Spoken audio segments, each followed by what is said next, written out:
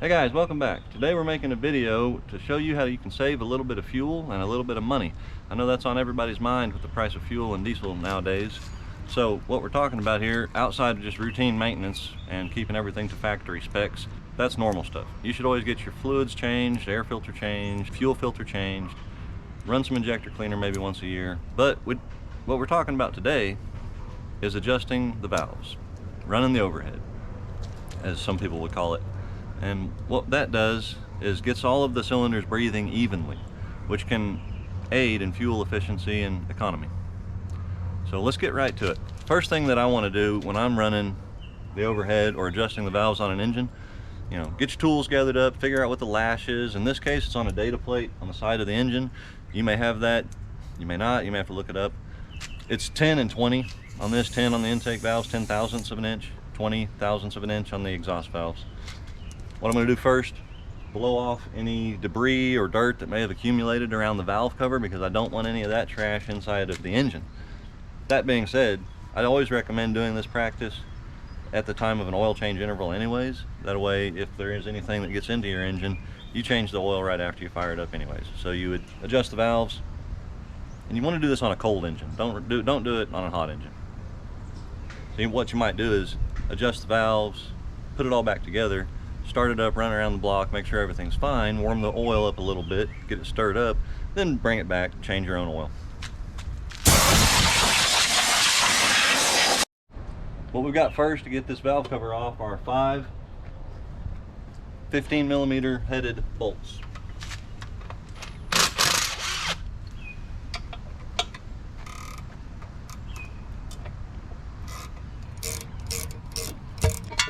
Before we go too far, let's try to get as many of the bolts out of there as we can. That might help us.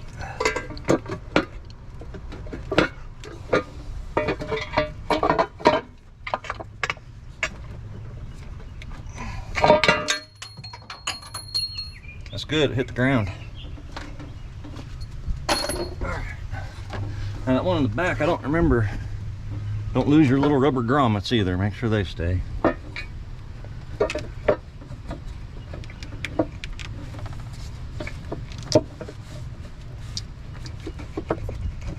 Yeah, so you can get it out of there, you just have to rock it.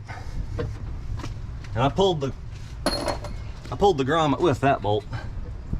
Now that I don't have all those sticking down through there, this will clear everything and it should come right out. Yeah. Now this particular engine, what we're dealing with is a cam inside of the block and a push rod style engine. So the cam's way down inside of there. You've got lifters that follow the cam. You've got push rods that push on rocker arms and rocker arms that rock. And your adjustments are here on top where the ball screw and the rocker and the push rod intersect. And we're going to be putting our feeler gauge on this bridge. Dan, can you see that clearly? We're checking for our feeler gauge underneath of this swivel point for our lash and this bridge. This is a 24 valve Cummins B series, 5.9 liter. Best engine ever made. I'm not sure why they made all the rest of them since then, because you can't wear this one out. But beyond that,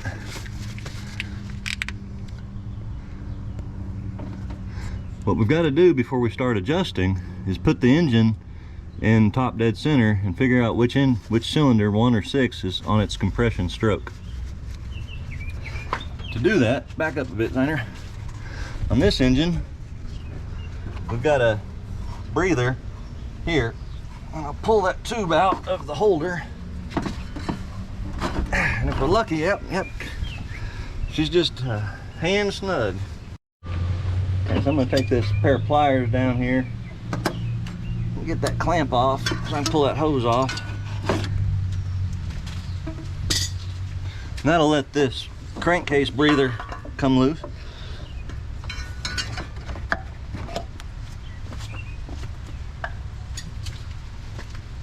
Now I'm going to need a mirror.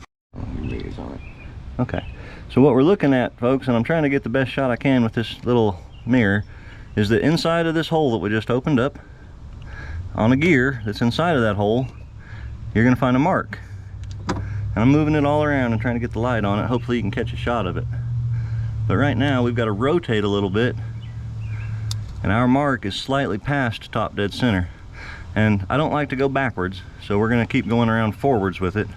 But what I'm not going to do is grab that nut and try to just rotate the engine over off of that gear's nut, because we would be jamming the drive gear and the input of that injection pump way too tight by the time we got this engine to rotate over a couple of times. So we'll rotate it over in someplace else. I'm thinking we'll start with the alternator pulley, see if it'll bar over there. If not, we'll go somewhere else. I've got a tool for it. Okay, so I've got the engine barring over off of the alternator.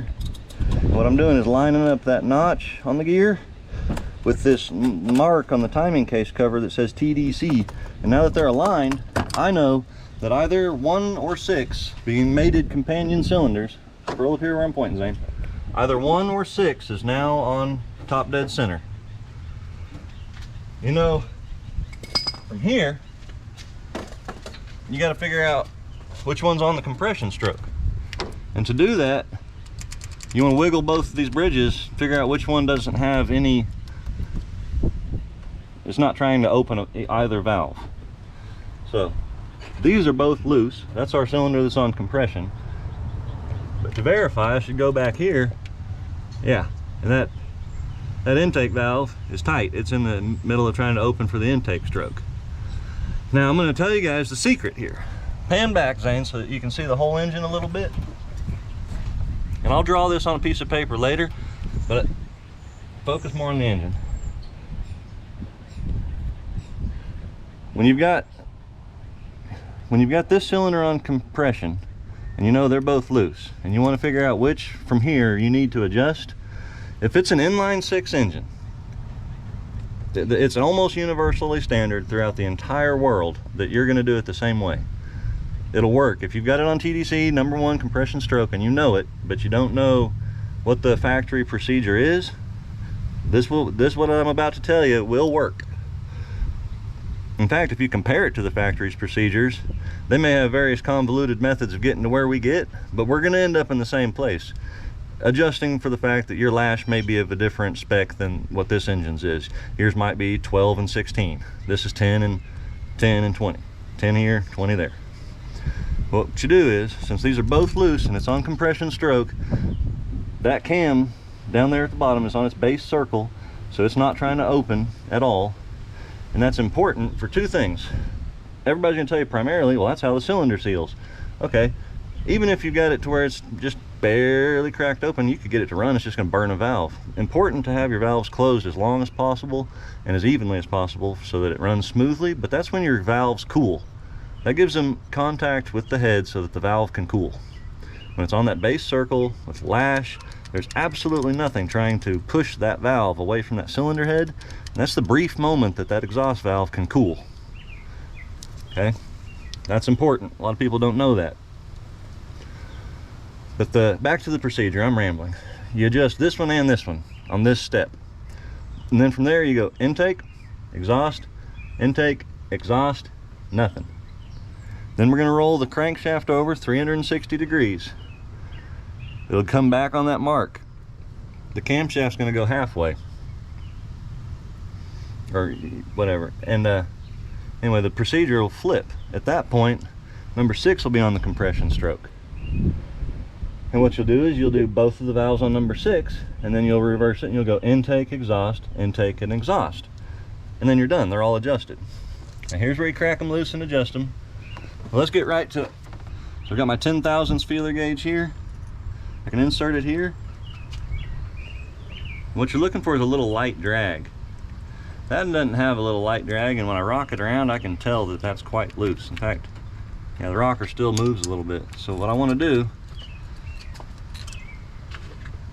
is loosen that guy.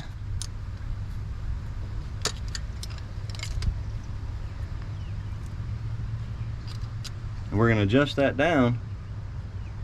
I like to go a little bit too tight almost, where I've got lots of drag on that feeler, and then back into a good smooth spot so I know I've got it in the same spot every time. I've got a little light drag on it right there, so I'm going to hold it where I had it. I'm going to jam that lock nut back down,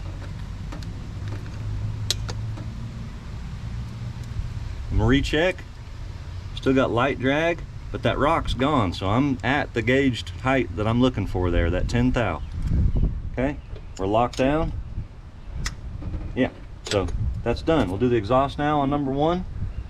20 thou feeler right here under the bridge and between that pivot arm.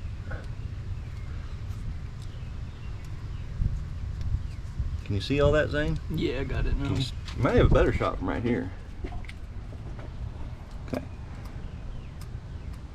Now this one's actually pretty close. It does rock around a little bit. I got a little light drag on it. I'm gonna go ahead and adjust it though. We'll do the same thing. Just loosen here.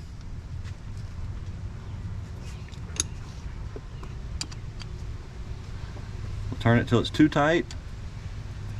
That's my method. You don't have to do that. You can come up with your own method. But why I do that is that that way I know that I've gone to one side of what I'm trying to feel and back down to it from that direction.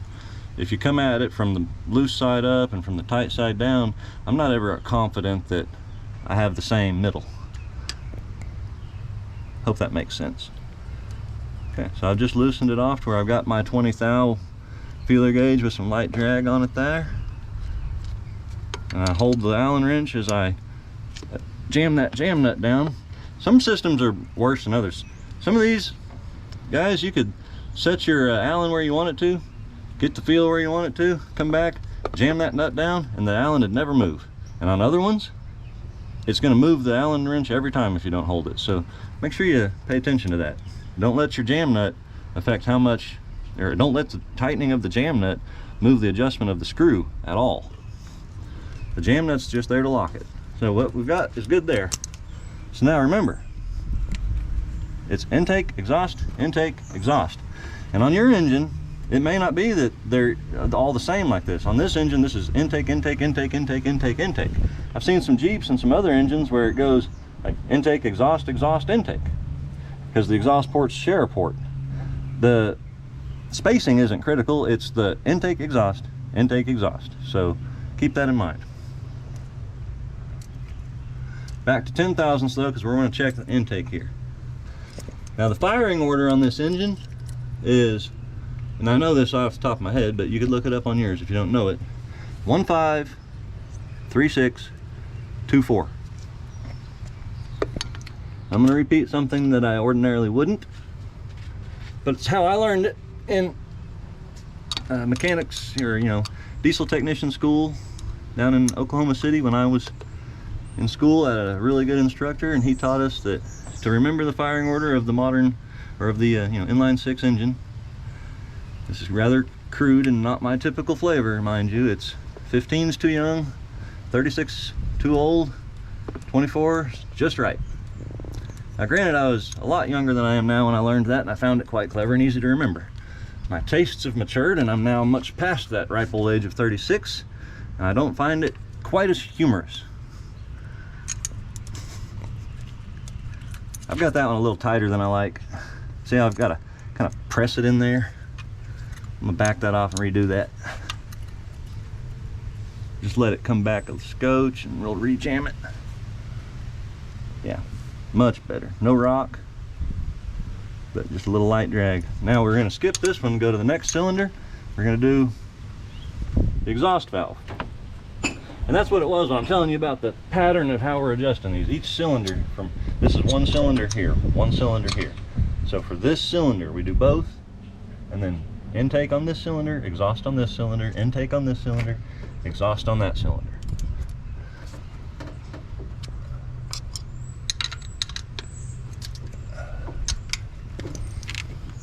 I guess I can just gauge it and see where we're at.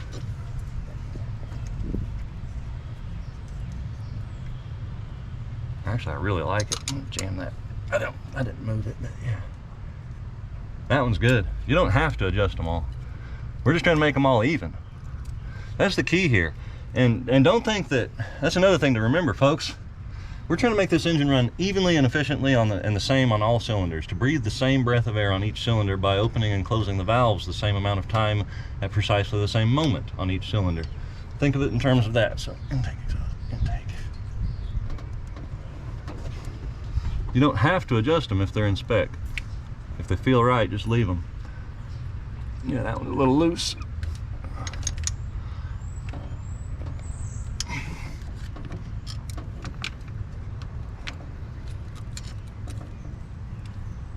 And remember, this procedure, from what I was taught and my own personal experience, is basically universal to every single straight six diesel engine or gasoline engine in the world. I say basically universal because there are some two-stroke engines out there that just simply aren't going to have some of these valves. In that case, you'd have trouble doing it. But if you get the gist of it, you can still get through it.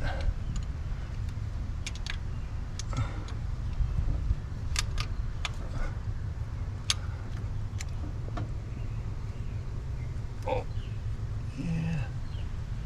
She tightened up a bit, but I'm trying to get that out of there, boy. Dropping the ball on my adjustments today. I don't normally redo them.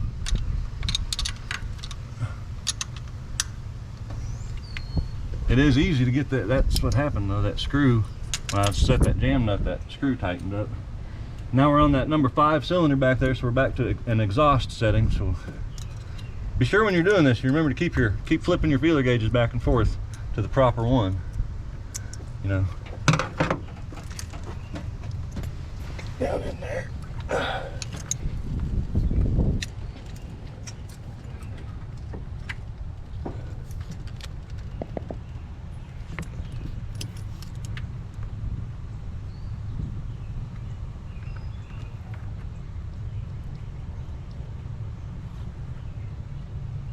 Okay, I'm gonna put a little bit on it.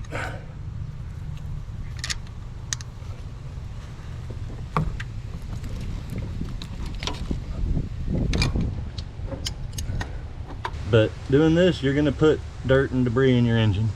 That is why I advised in the aforementioned introduction to this that we change our oil when we're done with the procedure. I like it right there. That feels perfect.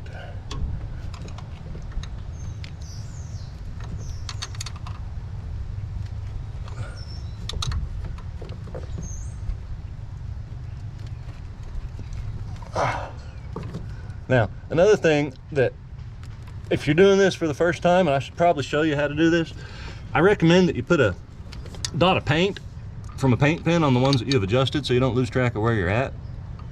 And especially, or if you're doing this in a professional setting where you have coworkers and colleagues working on vehicles beside you, usually by the point that you're adjusting overheads, you're going to have people asking you questions about what they're doing on their job, you know, so you're going to be interrupted. And painting them as you go can help you be interrupted. And you know, of course, you're the friendliest guy in the world, so you're going to jump down and go help the new guy out, and then you come back to your project and you're like, oh crap, I forgot where I was at in that overhead. And you generally at that point start over, waste your time, burn your hours up, and your efficiency goes down while the new guys probably never even went up. So, you know, keep in mind, mark them if you're not exactly sure what you're doing, or if there's a chance that you're going to be interrupted. So guys, I lied to you earlier when I was explaining to you what our second setting was going to be. I told you that we were going to roll that mark all the way around and it'd come back around and be at TDC, and then we'd set the second half. Well, that mark's reading off the injection pump, so what you got to do is get the mark on the other side of the gear, pointing straight down, and line it up with that notch and kind of eyeball it to the line, to the middle of the gear, and to the notch. And then once that mark's on the other side 180 away, then you've got it in TDC. And you'll see back here on number 6 cylinder, it's loose on both rockers. And then we're going to come up here, and this one's going to be loose on the intake, loose on the exhaust, loose on the intake, loose on the exhaust. And this intake's going to be tight, just like it was before we rotated it. It's like it's a mirror image of itself. So, but that's the key here, is don't be intimidated by these things. You know, I wasn't 100% accurate about my assessment of where it was going to be, but when I rotated the engine around, I reached back here to feel these, and it was tight. I knew what I'd done. I remembered, or I could have easily assumed it.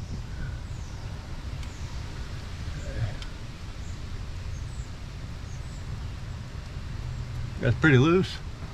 I'm gonna go ahead and loosen that jam nut. Hopefully you can see that. then I try to get right down on top of it from where my face is, because I know I can see it. You can block my face. I can do this, you know, in my sleep, so. Position myself. Okay, so I'm going to tighten this one now on the intake. Okay, it's too tight. We'll back up scotch, it's perfect. And I'm going to hold that Allen wrench right there. Run that jam nut back down by hand. Knock my big turbo ratchet wrench off. Hit the ground though, so that's okay. If you're up on an engine bay working and something falls down, listen for it to go rattle, rattle, rattle, rattle, clunk on the concrete. If it hits the concrete, don't worry about it. You'll find it easy. And if it doesn't hit the concrete, probably stop what you're doing. Go look for it. Don't forget about it. Because it's stuck on a frame rail or down by an engine mount or on top of the transmission or somewhere else that it's going to go down the highway about a couple hours later if you don't stop and go get it. Okay, that's jammed. We'll recheck. Perfect. We'll flip that back around. That was our 10 on the intake. Got my 20 back out. I'm having to kind of put the feeler in a little bit of an awkward angle, which I don't like to do, but try to keep it flat.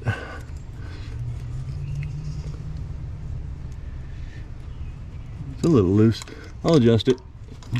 Just to show all you folks on camera that these two in the back here, even though they're intimidating, they look like they're back under the dash. In fact, they are. Like, there's cutouts in the rain tray of this vehicle that you have to take out to take those push rods out so you can get the head off. They're almost underneath the windshield. At this point, we're right in front of the windshield on this vehicle, if you look straight up, and there wasn't body in the way. Get a little more on it. There we go. That's too tight. I'm gonna back up a scotch.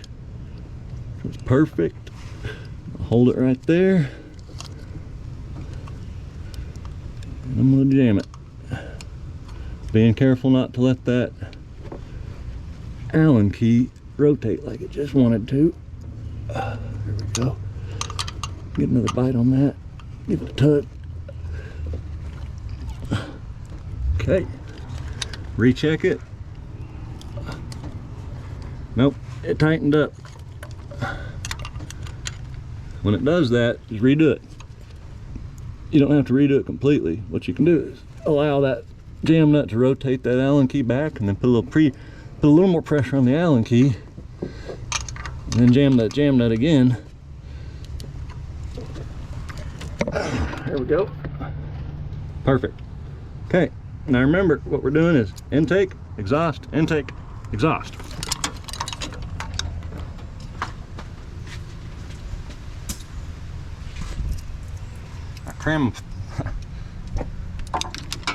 Kind of ham-fisted my feeler gauge back into the slot there. I'll have to fish it out again. There we go. Okay. I check intake on the next cylinder down at 10 thou. Now I thought we were going to get out here and catch a mower break, but we got a neighbor with the urge to mow always.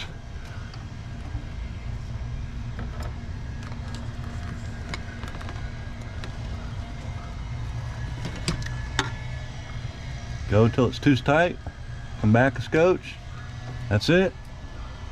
Hold her there.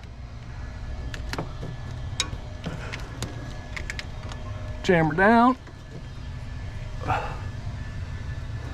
Recheck. Yeah, all good.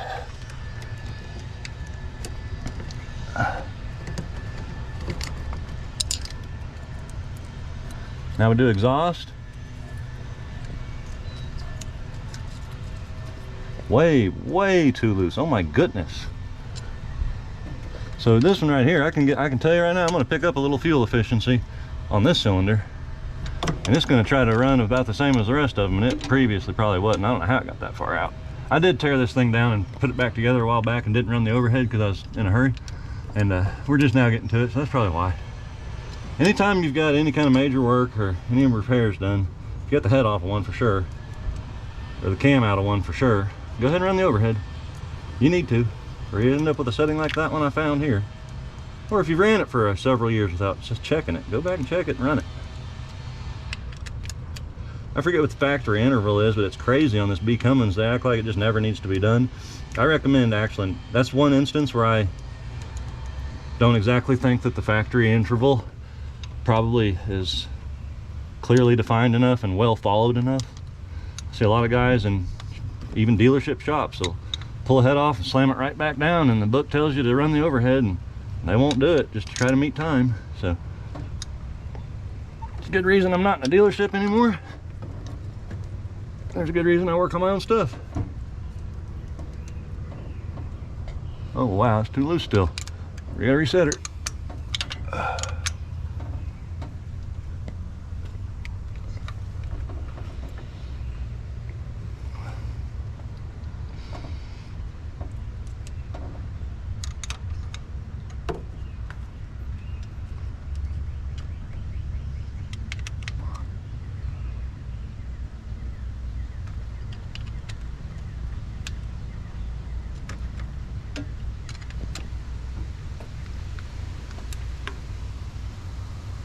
I actually jammed it down there enough I could feel it start to open in that valve, so I know it's set. There. Try not to let that move at all. And that back down.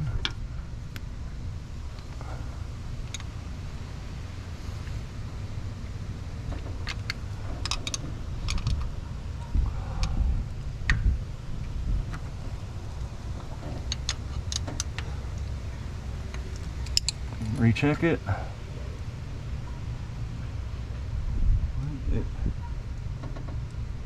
Every time I do that, it comes back and just feels loose. So I'm going to set it a little snugger.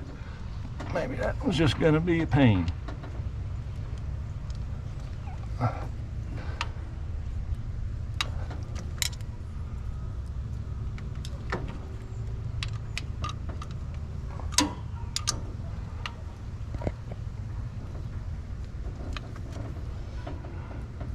That's it, right there. I like that. Okay. Remember, we're staying with our pattern that we learned in the beginning. First cylinder, intake and exhaust. Then we did intake, then we did exhaust. Now we're back to intake. 10 thousandths.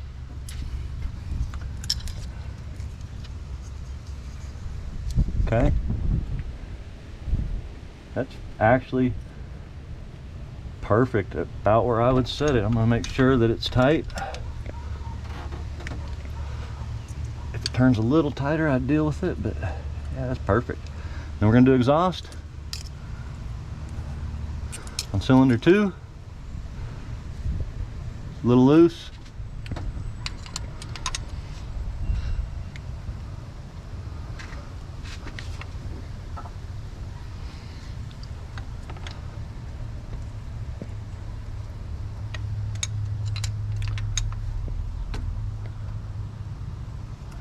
Got her too tight there. I like it right there.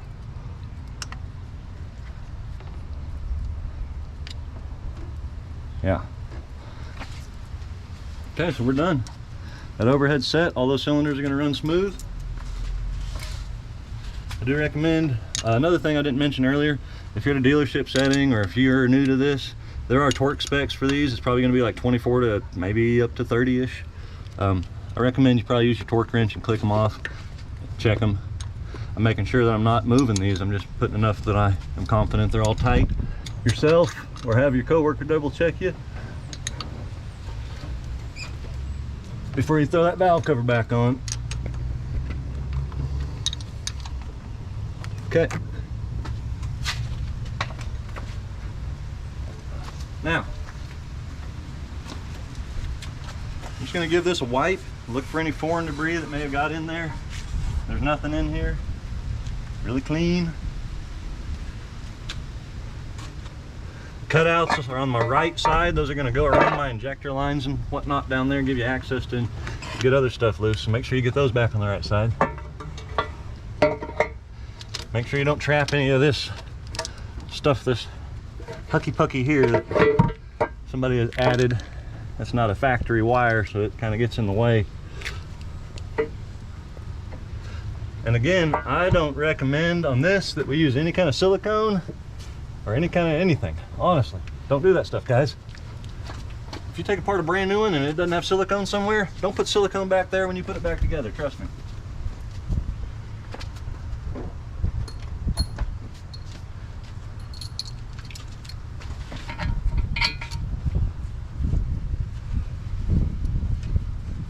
Okay. I'm gonna leave these loose. I don't want to get too far ahead of myself because I've got that one in the back that's gonna be a pain in the butt. I may need to wiggle everything, right? Well, it's gonna be a little easier to wiggle things if I don't have anything tight yet, but it went right in. Went in easier than it came out. Okay. On these, they don't go super tight. I'm gonna turn this gun down to baby mode and start in the middle. Go back and forth. They don't get very tight, and as long as your rubbers are soft and good, you don't have to replace this gasket every time you see it, guys. I know this gasket's in good shape because I put it in there about 2 years ago when I went through the engine. So it was nice and soft. I looked all around it. It didn't have any tears in it or anything. We're just gonna put it back on there and it's not gonna leak. If it does leak, it's not that big a deal. I got to spend 35 bucks or 50 bucks or whatever and get a new gasket. But, yeah, I'm not gonna just replace it every time.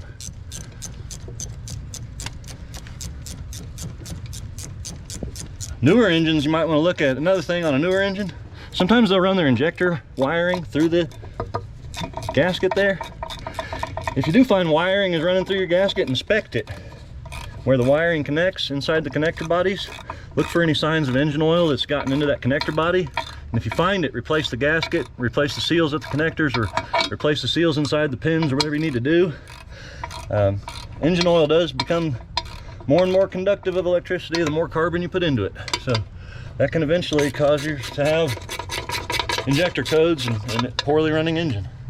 Now these do bottom out on a shoulder. I've just felt it. I don't have to go any tighter than that. That's going to put the right amount of squeeze on that gasket, make it easier to take apart later. You notice I work from the inside to the outside and back and forth when I'm tightening things. That way it has a chance to squeeze evenly and distribute the forces that it's applying. We're done. Now, I still have that crankcase breather open. We've still got to put that back in, but I want to fire it up and see how it runs.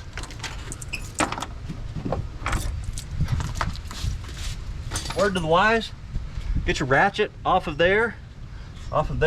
Double check even if you don't think they're on there before you start the engine. Is there anything that's going to rotate with the engine on the crankshaft? Okay, nothing. Good. You only do that once or twice, folks.